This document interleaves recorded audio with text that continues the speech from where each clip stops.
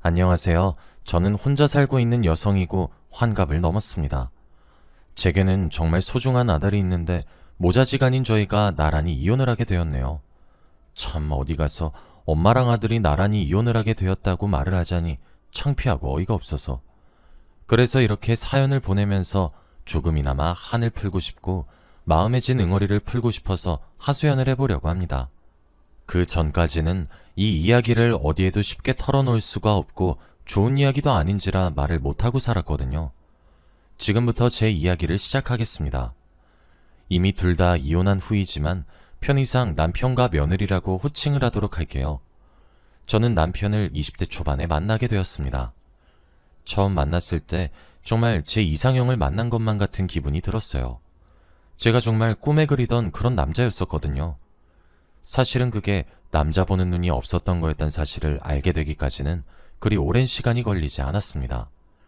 사실 저는 경제적인 측면에서 조금 여유가 있는 남자를 만나서 조금 여유롭게 살고 싶었던 여자였습니다. 그도 그럴 것이 저는 가정 환경이 그리 유복하지 않았거든요.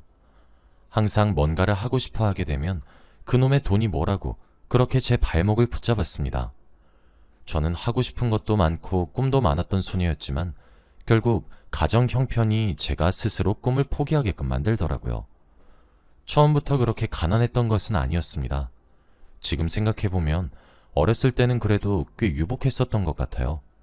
하지만 한순간에 불행이 저희 집을 찾아오게 되었고 저희 아버지는 일을 하다가 불의의 사고로 몸이 많이 불편해지게 되었습니다. 꽤 높은 높이에서 떨어지게 되면서 몸을 아주 크게 다치시게 되었거든요. 그래도 천만다행으로 땅에 곧바로 부딪히신 것이 아니었습니다. 무언가의 위로 떨어지게 되면서 충격을 전부 흡수하지 않으셨지만 그 후유증이 없으신 것은 아니었습니다. 그 사고 이후로 다리를 조금 저시면서 걸으시거든요. 병원에도 오래 계셨고 큰 수술도 몇 번 하셨죠. 그래서 그날 이후 저희 어머니께서는 스스로 가장이 되어야만 하셨어요. 어머니는 원래 전업주부셨고 그래서 이렇다 할 일을 할 순 없으셨습니다. 그래서 어머니는 시장에 나가 생선을 팔기 시작하셨어요. 곱기만 했던 손이 부르트기 시작하셨죠. 제게 남동생이 하나 있는데 어머니는 그렇게 정말 많은 것을 희생하시며 저희 남매를 키워내셨어요. 하지만 그런다고 해서 형편이 나아지는 것은 아니었습니다. 정말 딱 입에 풀칠을 하고 사라지는 수준이었거든요. 아버지도 본인이 다치게 되면서 돈을 벌어오지 않는 탓에 가세가 기울어지는 게 되었다는 죄책감 때문이셨던 것인지 일용직일을 조금이라도 하면서 가정의 보탬이 되고자 했어요. 그러나 부모님의 노력에도 저희 집은 더 나아지진 않았습니다. 비록 아버지는 제게 무척 다정하셨고 온화하셨던 분이셨고 어머니 또한 제게 사랑을 많이 베풀어 주셨지만 그것과 별개로 여유로운 환경을 가진 친구들이 참 부러워했었던 기억이 나요. 그래서 저는 어쩔 수 없이 포기해야 하는 삶이 너무나도 지긋지긋했어요. 내가 재능이 없거나 할 줄 모른다거나 이런 이유가 아니라 여건이 되지 않아 포기할 수밖에 없다는 것을 깨닫게 될 때면 그렇게 허탈할 수가 없었거든요. 하지만 그렇다고 해서 제가 그렇게 허탈해하면 부모님이 죄스런 표정을 짓는 것도 너무 싫었어요. 제가 부모님께 꼭 상처를 드리는 듯한 느낌을 지울 수가 없었거든요. 어쨌든 어린 시절에 저는 하고 싶은 것들을 다 포기하면서 지내야 했고 참으면서 지냈어요. 그리고 그게 당연시되는 삶이었어요. 그리고 저는 제 남동생이 저와 같은 길을 걷지 않길 바랬어요. 그런 선택은 저 하나로 족하다고 생각했거든요. 그래서 저는 대학 진학보다 취업을 선택하게 되었죠. 저는 남동생만큼은 제가 포기한 대학을 대신이라도 가주길 바라는 마음과 형편이 어려운 집에 보탬이 되고 싶어 대학 진학은 포기하고 어느 작은 중소기업에 취직을 하게 되었어요. 그리고 그곳에서 남편을 만나게 되었습니다. 남편은 저보다 10살 많은 남자였는데 중소기업을 운영하고 있었고 자상한 사람이었어요. 게다가 벌써 30대 초반의 젊은 나이에 누군가에게 사장님 소리를 들으면서 지시를 하는 입장에 서 있는 걸 보니 솔직히 엄청 매력적으로 느껴졌습니다. 그래서 그런지 남편이 막연하게 부러워졌습니다. 처음엔 부러움만 있었어요. 하지만 중소기업이라서 직원 수가 많지 않았기 때문에 남편과 저는 일을 하면서 자주 부딪히기 시작했어요. 그러다 어느새 정신을 차려보니 둘이서 밥을 먹기도 했고 술도 마시는 사이로 발전되어 있었죠. 남편을 만나면서 처음 해보는 것들이 많았어요. 남편의 차가 그 당시 외제차였는데 거기 조수석에 타보기도 하고 헉소리가 날 정도로 비싼 소고기를 사주기도 했죠. 그래서 그런지 남편의 애정 공세를 받는 내내 황홀했습니다. 그리고 황홀해하는 제 모습에 남편은 순수함을 느끼게 되었다고 했죠.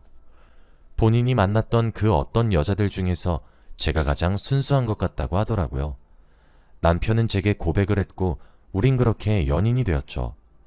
남편의 그런 부유함이 제게 엄청 호감으로 다가왔거든요. 하지만 우리 사이에 문제가 하나 있었습니다.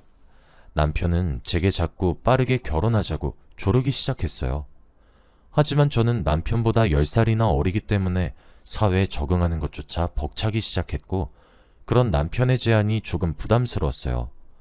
아직 결혼을 생각할 나이는 아니었으니까요. 하지만 남편은 집에서 결혼 정년기라고 빠르게 결혼하기를 보채고 있다며 저를 졸랐고 어차피 할 결혼 지금 이 남자가 좋으니 나도 좋다고 생각하며 결혼 준비를 시작했습니다. 그렇게 가정을 꾸리게 되었어요. 당시 제 나이는 22살이었습니다. 남편은 결혼함과 동시에 제게 일을 그만두길 바랬어요. 전업주부로서 가사일에만 전념하길 바랬죠. 친정에다가는 남편이 용돈을 주겠다고 하면서 말이에요. 저는 남편의 아이도 임신했고 평화롭게 지내고 있었어요. 그런데 어느 날 남동생으로부터 연락이 한 통 왔어요. 뭔가 해서 받았더니 지금 혹시 여수에 있는 거냐고 물어보는 연락이었죠.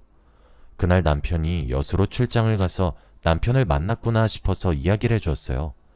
저는 집에 있고 남편만 여수로 출장을 가 있다고 말이에요. 남동생은 한참이나 연락이 없더니 나중에 이야기하자며 서둘러 전화를 끊었어요. 저는 그런 남동생의 전화가 당최 이해가 가질 않았습니다. 나중에 알게 된 진실은 좀 더 끔찍했어요. 남동생은 여수에서 남편이 어떤 여자와 함께 호텔을 나서는 것을 우연히 목격하게 되었고 당연히 그 여자가 저겠거니 싶어서 연락했던 거였지만 사실 남편은 외도를 하는 중이었더군요. 그때부터 제 결혼 생활은 순식간에 지옥으로 변했어요. 하지만 이혼을 한다는 것은 정말 쉽지 않은 일이었습니다. 제 뱃속에는 이미 우리의 아이가 숨을 쉬면서 살고 있었고 아이를 포기할 수도 없었어요. 그렇다고 이혼해서 제 아이를 제가 자랐던 시절처럼 조금 모자라게 키우고 싶지도 않았고요. 그래서 이혼하는 것을 선택하지 않았어요. 저는 남편이 스스로 그만두고 돌아오길 바랬어요. 남편의 외도 상대가 누군지 알기 전까지 말이에요. 남편의 외도 상대는 제가 결혼을 하게 되면서 비워지는 제자리의 후임이었습니다. 나중에 알게 된 사실은 남편이 사실 과거에도 2번의 이혼 경험이 있었다는 사실과 제가 3번째 와이프란 사실이었고 그 모든 이혼 사유가 남편의 여자 문제 때문이란 것도 알게 되었어요. 그리고 회사의 격리라는 자리는 경력사항이나 이런 것들은 전부 표면적인 문제였고 남편이 이력서에 있는 사진을 보면서 얼굴만 보고 뽑는 그런 자리였더군요. 그렇게 표면적으로 몇 달 일을 가르치는 신용을 하면서 남편이 격리를 꼬시는 그런 자리더라고요. 꼬시는데 성공하면 바람을 피게 되는 거고 실패하면 인턴을 시켜봤더니 우리 회사랑 안 맞다며 내쫓고 제가 너무 짜증나면서도 신기했던 것은 남편은 꾸준히 격리와 바람이 났다는 사실입니다. 쭈글거리는 주름살 많은 아저씨 주제에 어쩜 젊은 여자만 그렇게 만나는지 비결이 궁금할 정도였죠. 어찌되었든 아이가 태어났고 건강한 왕자님이었어요. 시댁과 남편 둘 다 출산을 기뻐했으나 거기서 끝이었어요. 남편은 가정으로 돌아오지 않았고 밖으로 계속 놔두는 것을 선택했죠. 도무지 어쩌다 이렇게 되었는지 당최 알 수가 없더군요. 여자는 약해도 아줌마는 강하다는 말이 있죠. 저도 그랬습니다. 여자로서 제 마음은 짓밟히고 지디겨지고 눈물로 밤을 지새우다가도 태어난 제 아들을 보면서 꾸역꾸역 버티기 시작했어요. 점점 마음을 비우기 시작하니까 또 버텨지긴 하더라고요.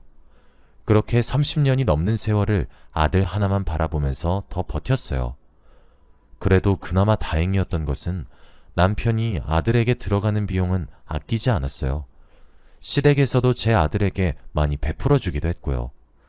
또 비록 남편이 제게 제대로 된 남편의 역할은 해주지 못했지만 저희 친정의 경제적 지원을 계속 해주었기에 저도 남편에게 그리 큰 애정을 바라지 않으면서 단념하면서 살았어요. 그게 가능했던 것도 제 기대만큼 아들이 잘 자라주었기 때문이기도 하죠. 제 아들은 어딜 가나 자랑스러운 아들이었거든요. 세월이 지나는 만큼 제 아들도 어느새 어른이 되었고 결혼을 하고 싶다며 며느리까지 데려왔습니다. 너무 싹싹하고 좋은 여자를 데리고 와서 얼마나 기특했는지 몰라요. 이제 제 할 일을 끝냈다는 생각이 절로 들 정도더라고요. 아들을 결혼시키고 나니 큰 집에 저와 남편 둘만 남게 되었어요. 아들이 있었을 때는 집이 꽉 차는 느낌이었는데 한 사람이 빠졌다고 너무 공허했죠. 그런 느낌을 저뿐만 아니라 남편도 받았나 보더라고요. 남편은 그 이후 제게 조금씩 다가오기 시작했어요. 저도 남편이 여자 문제로 속을 끓였던 건 너무 오랜 기간이 지나기도 해서 그렇게 늦었지만 돌아오려는 남편의 행동이 반갑기도 했고요. 앞으로 저희가 살아봤자 몇십 년을 더 살겠어요. 그동안 이제라도 사이좋게 지내면 되겠거니 했었죠. 그런데 하늘도 참 무심하시더라고요. 어느 기점을 시작해 가슴이 너무 답답하고 아프기 시작했어요. 처음엔 무시할 수 있는 수준의 고통이었지만 시간이 지나가기 시작하니까 점점 더 심해졌죠. 날이 갈수록 심해지는 고통에 결국 병원에 가서 진단을 받게 되었어요. 병원에서는 대학병원에 가셔서 정밀검사를 받아보라 권했죠.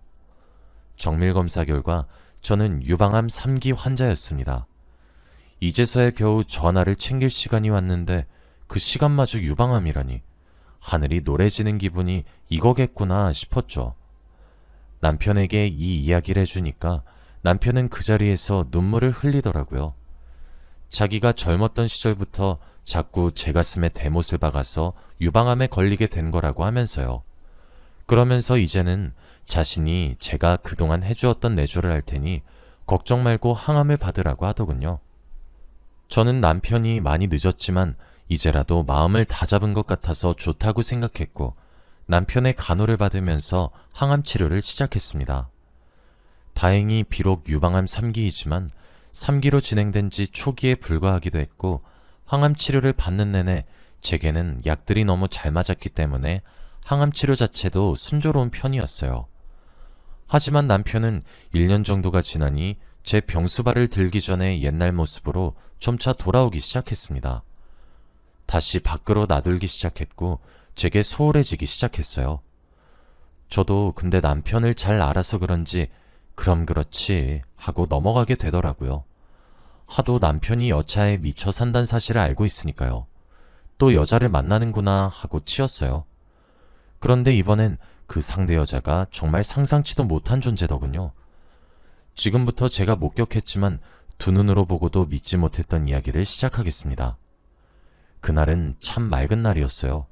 그러나 맑은 날씨와 대조적이게도 제 몸 상태는 정말 가히 최악이라고 볼 수 있을 정도였어요.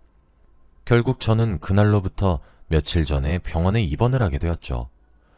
그러다 제가 집에 다시 갔다 와야 될 것 같은 상황이 생기더라고요. 가져온 옷가지에 문제가 좀 있었거든요.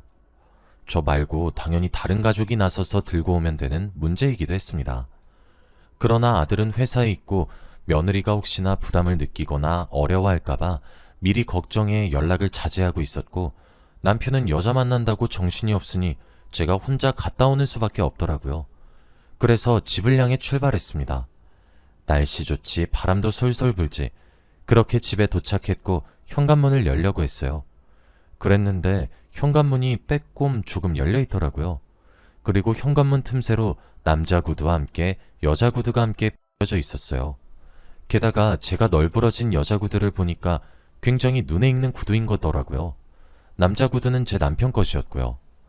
아내는 항암 때문에 중내산해 하면서 치료받고 있는데 어떻게 우리 집까지 여자를 끌어들이나 싶어서 화가 나기 시작했고 남편이 있는 곳을 향해 성큼성큼 들어가기 시작했어요. 하지만 이제 곧 말소리가 들리기 시작했고 저는 본능적으로 발소리를 죽인 채로 소리가 들리는 곳을 향했고 대화를 엿듣기 시작했습니다. 그렇게 도착한 곳은 저와 남편의 부부 침실이 있는 곳이었고 그곳에 펼쳐진 대화 내용은 끔찍했어요. 자기야, 어머님 보험금 언제 나와? 아, 그러니까 말이야, 놓친네. 명줄이 왜 이렇게 긴 것인지. 이게 다 내 팔자다. 아, 진짜 병원비 아까워. 그 놓친네가 얼른 암으로 죽어야 보험금도 꽤 짭짤하게 나오고 그 돈으로 우리 미 명품백 하나를 사주는데. 아, 우리 미 명품백 이미 골랐어? 이야기 속에 나오는 남녀는 제가 암에 걸려 받게 되는 보험금을 어떻게 탕진할지에 대해서 말도 안 되는 상의를 하기 시작했고 그들의 정체는 너무나도 충격적이게도 제 남편과 며느리였습니다. 저는 정말 너무 큰 충격에 빠지기 시작했어요. 저는 휴대폰을 켜서 모든 대화를 녹음하기 시작했고 그들은 제가 문 하나를 사이에 두고 모든 계획을 들을 거라고는 감히 상상하지도 못하고 그 조잘거리는 입을 간수하지도 않고 마음대로 떠들기 시작했죠. 저는 이야기를 듣다가 더는 화를 주체하지 못했고 문을 벌컥 열고 들어가 며느리의 머리채부터 잡고 흔들기 시작했습니다. 두 사람은 당황하기 시작했죠. 저는 정말 이대로 모든 것을 포기하고 싶었어요. 어떻게 아버지라는 작자가 아무리 여자에 미쳤어도 그렇지 우리 아들의 아내이고 우리에게 며느리였던 애랑 외도를 하다가 제게 걸릴 수가 있나요? 사람이 정말 인간의 도리로 최소한에 넘지 말아야 할 선은 있잖아요. 며느리면 저희에게도 가족인 건데. 제가 어디서 그런 힘이 났는지는 모르겠지만 저는 두 사람을 떨어뜨리고 난리를 치기 시작했습니다. 아들에게 전화를 해서 집으로 불러들이기도 했죠. 저희 가정은 순식간에 파탄나기 시작했습니다. 저는 남동생에게도 이 사실을 알렸어요. 제가 믿고 의지할 수 있는 사람이 이젠 남동생과 아들 이렇게 딱 둘뿐이더군요. 남동생은 제 이야기를 듣는 내내 입을 다물지 못하기 시작했어요. 그렇게 이례적으로 남동생의 도움을 받아 엄마와 아들의 동시 이혼 소송이 진행되었습니다. 그 과정에서 알게 된 사실은 아들은 며느리의 외도 사실을 짐작은 하고 있었고 증거를 모으는 중이었다고 했죠. 그래도 상간남이 자신의 아버지일 줄은 몰랐다고 하더라고요.